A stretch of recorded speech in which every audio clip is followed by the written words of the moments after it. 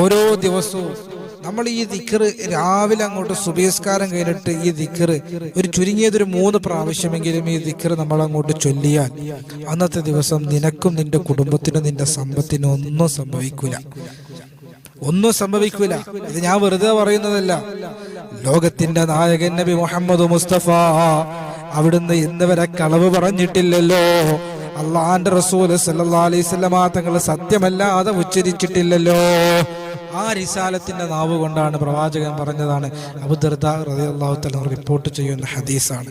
അള്ളാഹു പഠിക്കാൻ ഈമാൻ നൽകി അനുഗ്രഹിക്കട്ടെ. പഠിക്കാനും പകർത്താനും അള്ളാഹു തൗഫീഖ് നൽകി അനുഗ്രഹിക്കുമാറാകട്ടെ. ഏതാണ് ദിക്ർ എന്നറിയോ? അള്ളാഹുവിന്റെ റസൂൽ പറയുന്നു, അഊദു ബികലിമാത്തില്ലാഹി താമ്മാതി മിൻ ശർരി മാ ഖലഖ്. അഊദു ബികലിമാത്തില്ലാഹി താമ്മാതി മിൻ ശർരി മാ ഖലഖ് എന്നതാണ് ദിക്ർ.